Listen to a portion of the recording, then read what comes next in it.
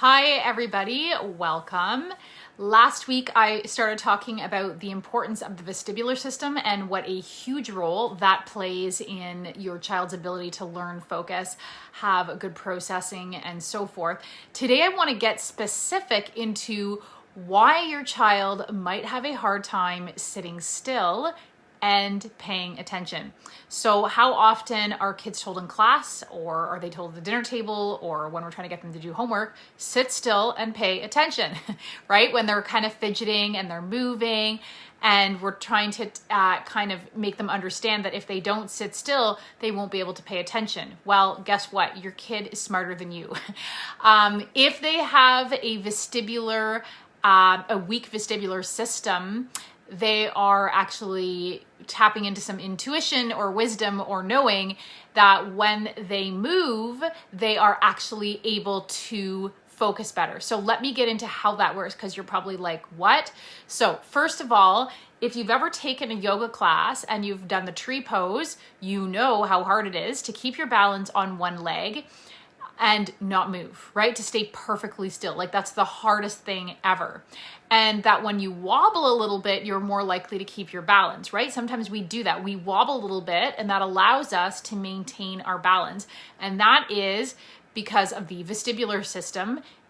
You know, the more developed it is, the more we will be able to stay perfectly still in that tree pose. So, basically, we need to get over these barking orders of sit still and pay attention and realize there's a reason our child is doing that. Kids always want to do their best. They always want to listen in terms of, you know, they always want to, they want to do well. I do not believe there's any kid out there that wants to be a bad kid, that wants to drive mom or the teacher or dad nuts and so forth. They are having a hard time in some way and they are doing the best they can to self-regulate. So this is not something that medication can fix if this is the cause of the fidgeting, because it has to do with weak vestibular function. And just to give you one more example before I get into it, if you think of when you learn to ride a bike or you were teaching your child to ride a bike, it is much easier to keep that balance when you're moving and going faster than staying perfectly still, right? So just keep that in mind as we're going through this. So what you want to understand is that the reason your child is moving while they're trying to read, while they're trying to eat, while they're sitting in class, whatever the case may be, usually that has to do with a weak vestibular system. So a client of mine, Theo, he was like this. Mom said, we can't even get him to sit still for longer than 5 minutes to do his homework or to read. No wonder he's not learning. So what we did was we worked on Theo's vestibular system with some core exercises and other things that we do to help improve vestibular function.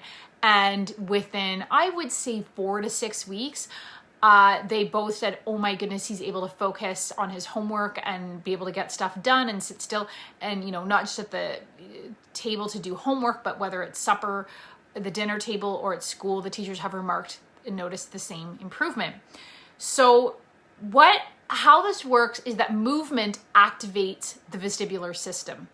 So when we're not moving, it's not activated. And so when it is weak, kids have this almost intuitive knowing to fidget and to move in order to get it working properly, or to maintain that balance. And so what happens is when kids have those weak and underdeveloped lower brain levels, which I've talked about quite a bit, then what happens is the cortex, which is our thinking part of the brain where we're doing all our executive functioning and all of that type of stuff, this cortex now has to do the job of the lower brain levels, such as balance, because balance is survival. So in the brain's perspective of things, your child being able to read is not as important, or your child being able to sit still in class or at the dinner table is way less important than being able to balance, because that's a part of survival in the natural environment or any environment, right? If you've ever had poor balance because of some kind of illness, you know how awful that is. It's definitely a sense we take for granted until we don't have it or until it's off. And so kids are moving in class. They're kind of going like this because what's happening is at the minute that they stop moving, Okay, if they're no longer moving, then all of a sudden they are using their cortex to concentrate, and that's great. But because they have a weak vestibular system and lower brain levels, all of a sudden that is not doing such a good job at balancing, and then they feel like they're going to lose their balance. And these are the kids who will often fall out of their seat. I remember seeing it my first few years of teaching, thinking like, oh my God, this kid's a class clown. And often these kids aren't going to say, I lost my balance, right? Or like, I was just, whatever happens, how they fall out of their seat or kind of, lean over and knock someone or something. They're not going to admit to that. So then they kind of might take a bow and be kind of smart alecky or do something that just kind of gets them some laughs, when really what has happened is that the minute they are sitting perfectly still and trying to concentrate, the vestibular system goes out, and then that's when these slips and falls and so forth can happen. And so in order for them, basically the bottom line is that in order for them to concentrate, in order for them to focus and do deep concentration, if the vestibular system is weak, they need to be moving. They need to be moving, whether it's, standing up, whether it's on that's why we see these bouncy balls in the classroom, which are great. But I feel like what we ultimately want to move towards is addressing the problem, not just, relying on bouncy balls permanently. And those, by the way, can really help to develop the core, which is great for helping to improve that function.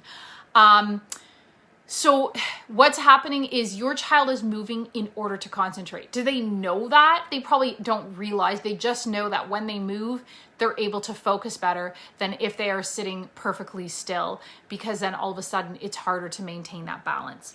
So just let me know in the comments below. Do you have a fidgeter? Do you have a kid who has a hard time sitting still?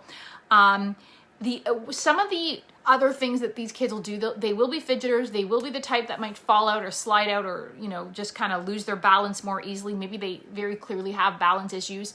Sometimes they wrap their feet around the chair at the dinner table, at their desk. That helps to stabilize them, to help to stabilize the balance. And that helps to then allow them to be able to focus and concentrate on the task that they are trying to do. So that's another clue. Basically, these kids are working a lot harder than the other kids in the classroom just to be able to focus and concentrate, let alone if they have other difficulties going on with reading and processing and all that other stuff that so many of our kids struggle with. So what can you do? How can you know? So the first thing is just go, when you're done watching this, have your child do the Superman, like some core exercises, have them do some balancing exercises, and see how well they are able to do that. And even make them aware, ask them, do you find you concentrate better when you move? Is that why you're constantly moving? Because you find it really hard when you're sitting still, you feel like you can't focus on anything else but sitting still, and bring that awareness to them. And because sometimes parents are like, well, how do I get them to do the exercises whenever parents are doing my 6-month program? And I say, well, kids are smart, and they want to do better if they believe it's going to work. And we're all like that, right? Who wants to do something if they know it's not going to work? And a lot of these kids have done therapies and interventions that have not worked because it did not address the root cause. And if you help your child realize, did you know the reason why you're constantly moving when you're doing your homework is because it's your way. You're so smart that you figured out a way to be able to concentrate and focus. And that was through moving. And if we do these exercises, like working on our core, like doing the Superman, doing some balancing exercises, you might not have that problem anymore. So I say might not because often most of the clients I work with have more than just one thing that's off, right? Vestibular has to come first. I talked about that last week. We need to have the vestibular and motor system. That's the bottom of the pyramid. That has to work and be well developed before we even start looking into auditory or visual processing or the other aspects like the skills, like phonics and all that other stuff. This has to be rock solid first. So yes, core exercises are a great place to start, as well as balancing. Let me know in the comments below whether you're live or watching the replay. Does your child have these issues? And let me know also if you've started some of that from last week and started testing if the core exercises are a challenge for them. So don't forget to grab my free starter kit, the Laser Focused Learner. which has several exercises and tips on what you can do to help get your child better focused and better learning. Thanks for watching.